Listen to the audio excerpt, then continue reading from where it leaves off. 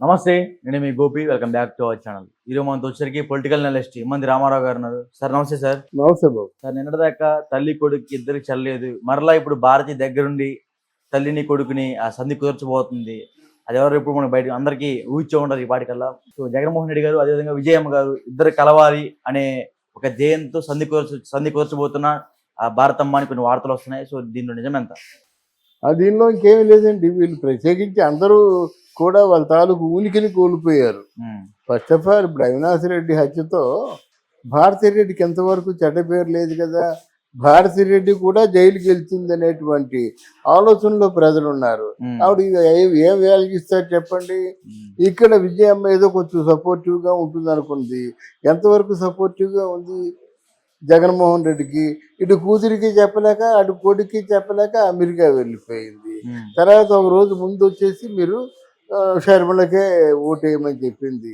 ఇలా ఉన్న మనసులో ఏదో ఒక అంటే భావన పెట్టుకొని ఎలా కలిసి ఉంటారో అన్నది ప్రజలకు అర్థం కాదు.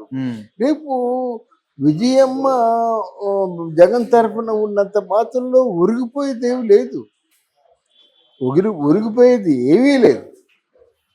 అంటే ఒకప్పుడు రాజశేఖర రెడ్డి గారు చనిపోయిన తర్వాత అది కూడా అకాల మరణం కనుక ఆ రాజశేఖర రెడ్డి భార్యగా తను నోరిప్పినట్టయితే చప్పట్లు కొట్టారు. అది వేరు. ఇప్పుడు మీ కుటుంబం తాలూకు పరువు అంతా బజార్లో పడింది. పరువు పీకి పందిరేస్తున్నారు అందరూ. ఇప్పుడు విజయమ్మ కలిస్తే ఎవరికి కావాలి, ఎవరు కలిస్తే ఎవరికి కావాలి? అయితే తాజాగా వచ్చిన వార్త ఏంటంటే మోదీ గారి తాలూకు అభయహస్తం ఒక 2 సంవత్సరాల పాటు ఇచ్చారు కనుక జగన్కు వచ్చే ఇబ్బంది ఏమి లేదు. అలాగని జగన్ చేసే పని కూడా ఏమి లేదు. ఏం చేస్తాడు? వీళ్ళు ఇప్పుడు ఆ తెలుగుదేశం వాళ్ళు కొంచెం ఏదో మేనమేషాలు లెక్క పెట్టబట్టి కానీ లేకపోతే మొత్తం ఎవరెవరు అరుస్తారో అందరికి కూడా స్కాములు ఉన్నాయి, అందరి మీద కేసులు ఉన్నాయి. ఎంత చూసినా అనిల్ కుమార్ యాదవ్ దగ్గర నుంచి, రోజా దగ్గర నుంచి, అంబటి రాంబాబు, పేరు నాని, కొడాలని, వల్లభనేని వంశీ పేలటం లేదులేండి. ఇంతే కదా గుడివాడ అమ్మనాథ్. మొత్తం అందరు కలిస్తే 10 మంది లేరు. ఈ 10 మంది నోలు ముయించేస్తే ఎవరి చేత మాట్లాడిస్తాడు? అంత కుసంస్కారంగా మాట్లాడే వాళ్ళు ఎవరు లేరు. వీళ్ళేమ్మా బాగా ఎంపీ చేసుకున్నాడు అనమాట. ఎంపీ చేసుకొని వీళ్ళ చేత ఇంకా నోటికి వచ్చిన బండ బూతులు పలికించడం చేత ఏదో మన తెలుగుదేశం పార్టీకి, జనసేన పార్టీకి దారుణమైన అవమానం జరిగిపోద్ది. ఈ రెండు కూడా వీళ్ళ బూతుల్లో కొట్టుకుపోతాయి అనుకున్నాడు. ఆ బూతులే ఆయన ముంచేశాయి. ఇంకా బుద్ధి రాకట వీళ్ళ చేత బూతులు మాట్లాడిస్తున్నాడు. అర్థమైందా? మరి దీని తాలూకు పరిణామం ఎలాగుంటుందంటే అందరికీ తెలుసు. అరే ఒక్కసారి మేము చేసింది తప్పేను అన్నాడా? అరే ఒక్కసారి మీ ప్రజలకు దూరం అయ్యామని అన్నాడా? ఒకసారి మా పరిపాలనలో డెవలప్మెంట్ లేదు అన్నాడా? ఏమి లేకుండా అన్నీ ఇచ్చాం, మమ్మల్ని ఎందుకు ఓడించారంటే ఎలాగా? అంటే చెప్పింది ఏంటంటే ఈవీఎంలతో మమ్మల్ని మోసం చేశారని చెప్తున్నాడు. మరి 151 సీటు గెలుచుకొని మ్యాండేట్ తీసుకున్నప్పుడు ఇదే మాట నీకు వర్తిస్తుంది కదా. ఆ మాట మర్చిపోయి ఎందుకు మాట్లాడతారు? గనక ఇక్కడ జరిగింది ఏంటంటే జరగవలసినంత నష్టం ఆంధ్రప్రదేశ్కి జరిగిపోయింది. లక్షల కోట్లకి లెక్కలు లేవు. అయితే ఈ స్కామ్లంటికి లెక్కలు అప్పచెప్పాలంటే అప్పచెప్పలేడు. కోర్టుకి వెళ్తే ఎప్పుడు తేలుతుందో తెలియదు. ఇదంతా ఎలాగుందో చిక్కుముళ్ళు, పేటముళ్ళు మాట. ఇవి విప్పడం జరగదు, తెగిపోవడం తప్ప విప్పడం జరగదు. 26 జిల్లాల్లో 26 కార్యాలయాలు పెట్టారు. దాన్ని నిగ్గు తేల్చగలరా వీళ్ళు? తేల్చొచ్చు కదా. జగన్ మీద కుంభకోణం ఉంది, కొన్ని వేల కోట్లు, లక్షల కోట్లు. నిగ్గు తేల్చగలరా? సిబిసిఐడి తేల్చింది 43,000 కోట్లు అని చెప్పేసి కన్ఫర్మ్డ్. అది నిగ్గు తేల్చగలరా? ఎందుకండి ప్రజాస్వామ్యంలో ఇవన్నీ తూతు మంత్రంగా జరుగుతున్నట్టయితే మనకి ఎలాగుంటుందంటే మనలాంటి చదువుకున్న వాళ్ళకి మరి ఒక్కరి మీద యాక్షన్ తీసుకోవటం లేదు. ఒకరి మీద యాక్షన్ తీసుకుంటే అయినా సిగ్గుచేటు. తెలుగుదేశం పార్టీ పాలనలోకి వచ్చిన తర్వాత నిన్న 2 తెలుగుదేశం కార్యకర్తలు చచ్చిపోయారు. అంటే భయం లేకపోవడమే కదా. ఎవరినైనా హత్య చేసేవాడిని కఠినంగా శిక్ష వేస్తే మళ్ళీ ఒకరిని హత్య చేయగలరా వాళ్ళు? అందువల్ల ఈ భారతమ్మ వీళ్ళతో కొనసాగే దేవి లేదు. కానీ మళ్ళీ పాదయాత్ర చేస్తామంటున్నాడు. అంత పిచ్చోళ్ళ పాదయాత్ర చేస్తానంటే ఎలా చేసి అంత పిచ్చోళ్ళ కనిపిస్తున్నారా వాళ్ళు?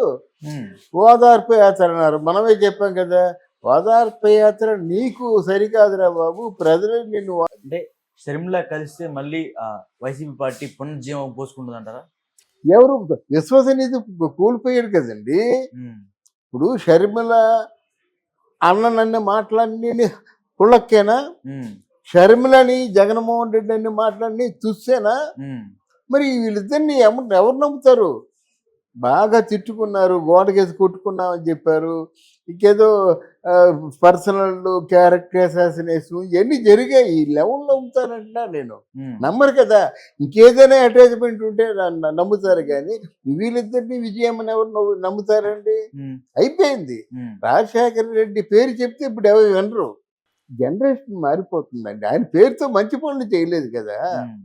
ఇప్పుడు మీ పేరుతో మంచి పని చేశారంటే, ఇప్పుడు పోలవరం ఉందండి, పోలవరం పేరుతో మంచి పని చేశారండి, అప్పుడు వింటామండి. ఫర్ ఎగ్జాంపుల్ నాగార్జున సాగర్ ఉన్నారండి, ఎప్పుడో 60లోనూ జవహర్లాల్ నెహ్రూ కట్టించారండి. నాగార్జున సాగర్ అనగానే ముందు జవహర్లాల్ నెహ్రూ. అలాగే ప్రకాశం గోదావరి తర్వాత బ్యారేజ్ అనేసరికి మనకి సర్ ఆర్థర్ కాటన్ దొర గారు గుర్తుకొస్తారు. అలాగే ఎవరైనా మంచి పనులు శాశ్వత ప్రయోజనాల్ని ఆశించి పథకాలు వ్యూహరచన చేయాలి. లేకపోతే వీళ్ళెందుకండి? వీళ్ళేమి నాయకులండి?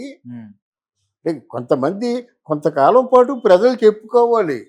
చెప్పుకోపోతే ఎందుకు? ఆ రోజుల్లో తెలివి తక్కువ ఆ ఊరికి బావులు తవ్వించారా, చెరువులు తవ్వించారా, సత్రాలు ఏర్పాటు చేశారా?